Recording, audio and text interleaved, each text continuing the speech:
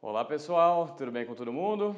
Esse é o primeiro vídeo aqui do curso da Resenha Dissertativas.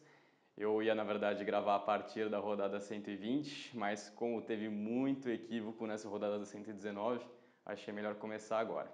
Para quem não me conhece, eu sou o Vinícius Rezende, que toda hora está respondendo e-mail, WhatsApp, dúvidas, encontro às vezes o pessoal aí, alguns já me conhecem.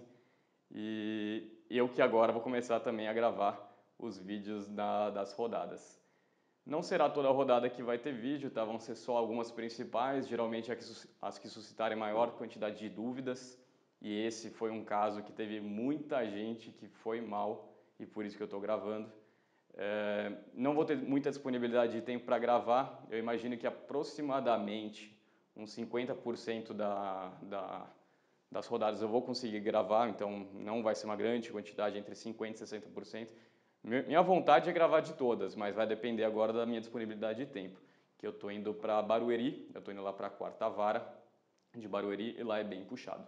Então, como antes de ser professor, eu sou juiz, eu tenho que dar um pouquinho mais de atenção à magistratura. Para quem não me conhece, eu fui aprovado em 2014 em Minas Gerais, no TRT3. Eu tinha a opção de permuta imediata, mas resolvi conhecer o estado antes. Daí fiquei em Minas Gerais por um ano e meio. Nesse ano e meio visitei aproximadamente 17 cidades, foi nessa faixa. Mais a região metropolitana ali de Belo Horizonte. Então conheci Betim, conheci Contagem, conheci Triângulo Mineiro, conheci Caratinga, conheci Viçosa. Minas Gerais conheci, assim, das regiões lá praticamente tudo. Fui para Piumhi, que é uma cidade pequenininha, tem 20 mil habitantes, 30 mil habitantes. Quando eu fui para Piumhi, até quem me recebeu foi o prefeito, me entregou uma pinga de boas-vindas. Fui para Conceição do Mato Dentro, que é uma cidade muito pequena mesmo, tem 10 mil habitantes, era uma cidade minúscula, mas uma delícia de ir para lá. Lá a gente não tinha nem estrutura, para você ter ideia, a gente trabalhava dentro do fórum estadual, porque não existia um prédio do fórum trabalhista. Então os juízes estaduais tinham cada um sua sala, e a sala que sobrou foi para o juiz trabalhista, porque era um convênio, a gente não tinha nem como exigir uma sala melhor, né? E daí trabalhei lá também. Daí, em abril de 2016, eu resolvi voltar para casa. Eu sou santista, eu sou nascido em Santos, nascido e criado em Santos, morei aqui até os 17 anos. E daí, quando deu abril do ano passado, eu resolvi voltar. Eu permutei, tomei posse aqui dia 4 de abril, e agora faz um ano e um mês que eu estou em São Paulo. Gosto daqui, acho aqui uma delícia, o tribunal é realmente muito puxado, a quantidade de processos aqui é um pouquinho maior do que todos os outros regionais, para não falar muito maior. A quantidade nossa de processo é realmente muito grande. Hoje no TRT2 são aproximadamente 160 vagas de juiz não ocupadas, então se preenchesse isso que a gente chegaria próximo de outros regionais. E como dá para ver, a gente ainda está um pouco distante disso, né? Nosso objetivo é óbvio que agora que o concurso nacional vem algumas vagas para cá, para que o regional fique um pouco menos, com um quantitativo menor de vagas ociosas, entre aspas, né? Um pouquinho mais de juiz para cá não ia fazer mal.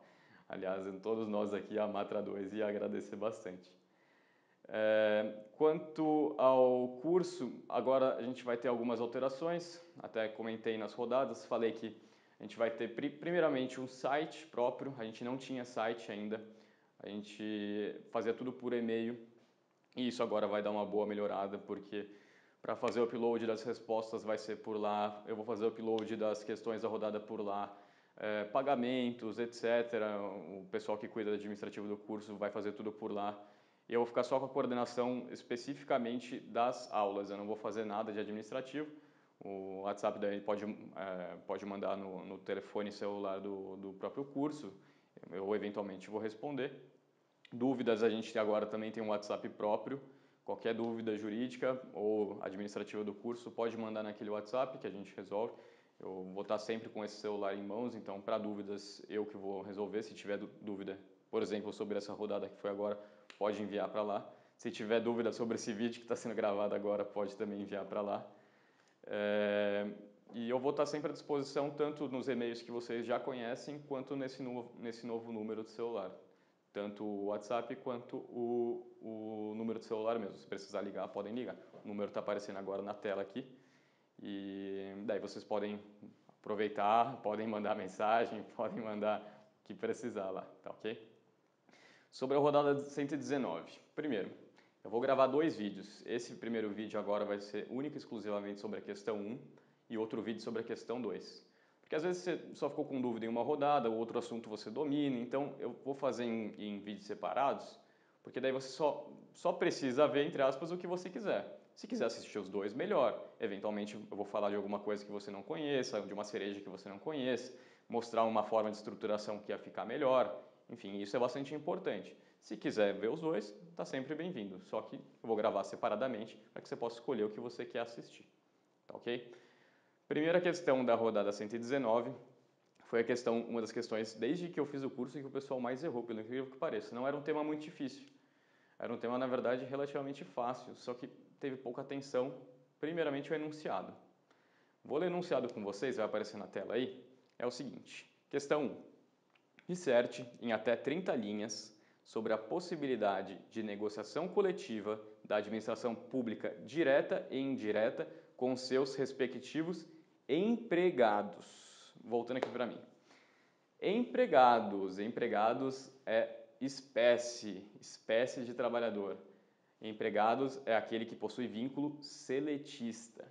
E a quantidade de pessoas que fez a análise do vínculo estatutário não faz ideia quanta gente fez isso. O foco da questão não era estatutário. E muita gente dissertou, assim, das 30 linhas, teve gente que discorreu 20 linhas sobre estatutário, 15 linhas sobre estatutário. Se você fizer isso, você fugiu da questão. A temática da questão não é essa. O examinador, nesse caso, foi bastante claro em falar empregados. Se você for para estatutário, tudo bem, uma coisa é falar sobre estatutário em um parágrafo, legal. Cereja, legal. Outra coisa é você fazer um texto inteiro sobre estatutário e deixar um parágrafo e meio, 2 parágrafos para falar do empregado. Fez isso, fugiu do tema. Está no grande tema? Está no grande tema de negociação coletiva da administração pública? Tá, mas fugiu muito do tema central, da parte central, que era quanto a empregados. Tá? Administração pública, vocês sabem, é dividida em direta e indireta. Direta municípios, estados, Distrito Federal e União. Isso todo mundo sabe. Indireta também todo mundo sabe. Empresa pública, sociedade econômica mista, autarquia, fundações. Legal? Legal. Das indiretas tem uma classificação. As de natureza privada e as de natureza pública. Quem são as de natureza privada? Empresas públicas, sociedades de economia mista. Quem são as de natureza pública? Autarquias e fundações, assim como a administração pública direta. Antes de tudo, antes de entrar na administração pública direta ou indireta de caráter público, a indireta de caráter privado pode negociar livremente em regra. Empresas públicas e sociedades de economia mista, a exemplo de empresa pública, Caixa Econômica Federal. Exemplo de sociedade de economia mista, Banco do Brasil, Petrobras, todas as que têm ações na Bolsa são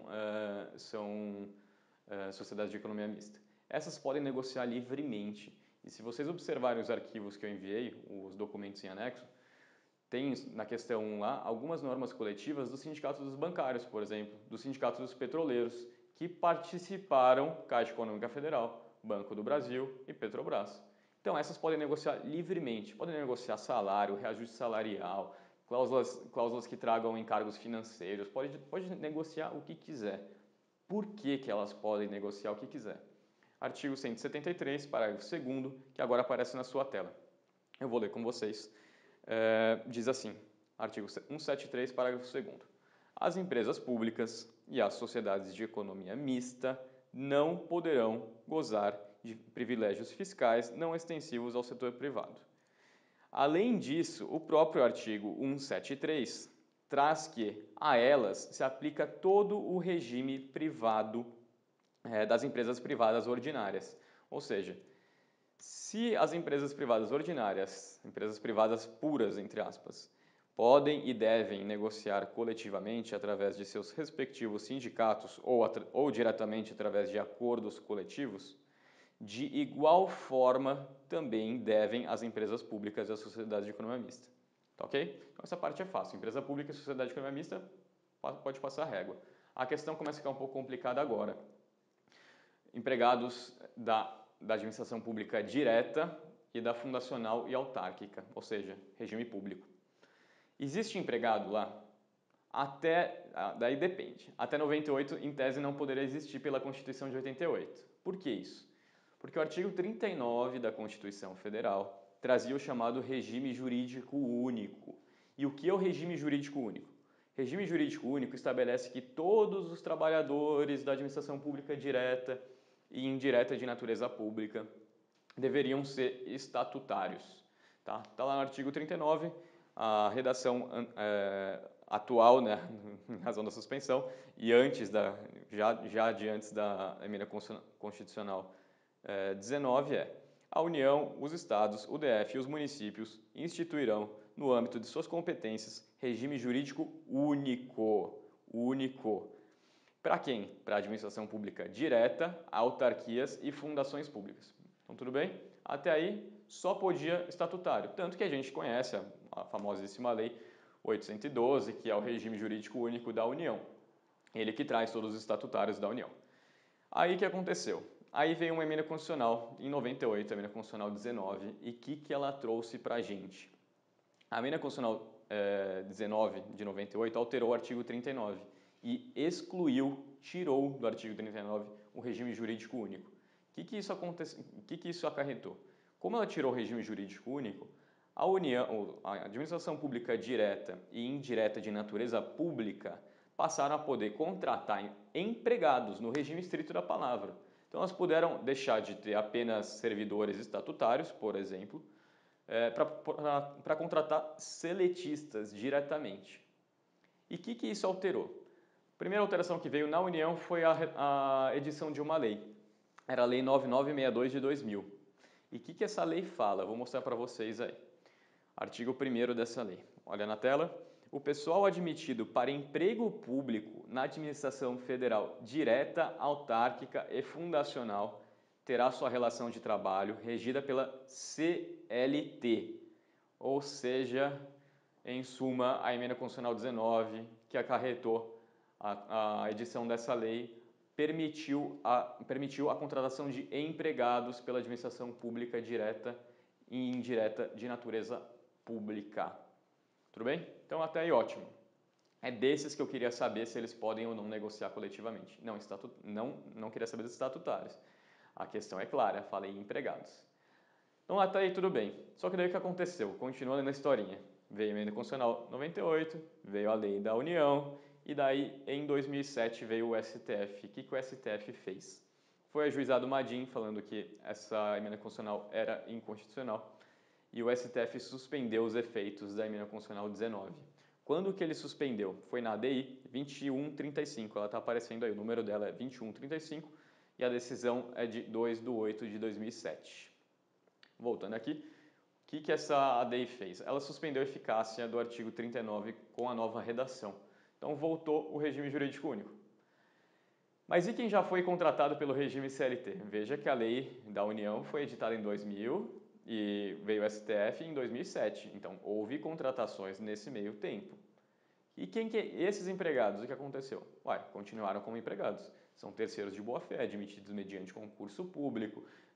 No momento, estavam perante todas as regras jurídicas, estavam todas corretas. Então, continuam na administração pública em tese. Tá? Ainda há, sim, empregados na administração pública direta, por exemplo, em vários municípios também ainda tem. E a eles, como é que fica a negociação coletiva?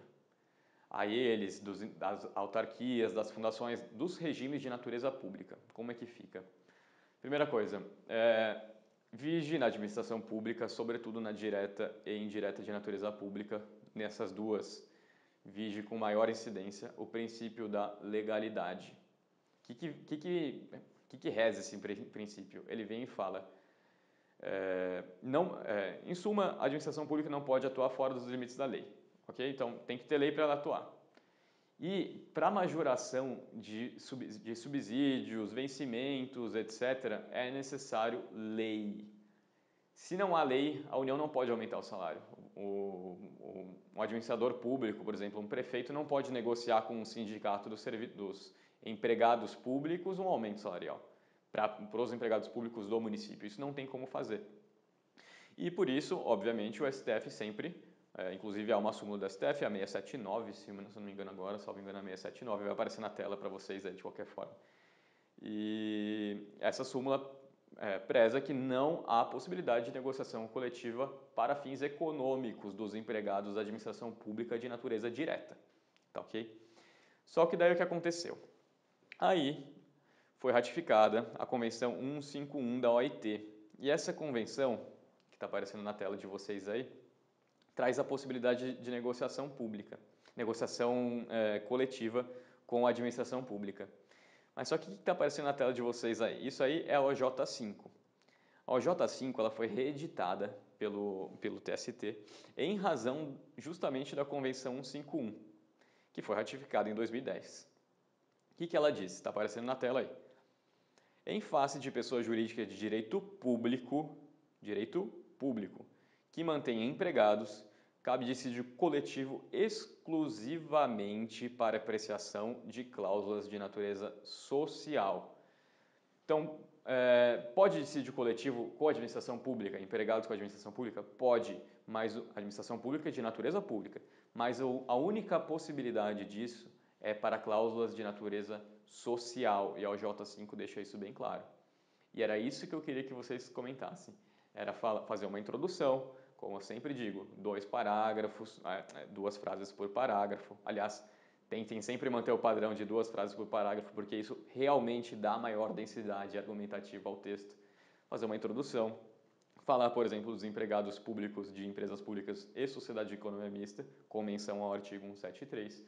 Daí, em seguida, falar que houve contratação de empregados na administração pública direta e indireta de natureza pública, mencionar que daí foi cassada, foram suspensos os efeitos do artigo 39, que, portanto, esses empregados podem, daí, mencionar que esses empregados, em regra, não poderiam negociar, sendo que esse, inclusive, era o entendimento vigente até 2010, antes do TST, antes da Convenção 151.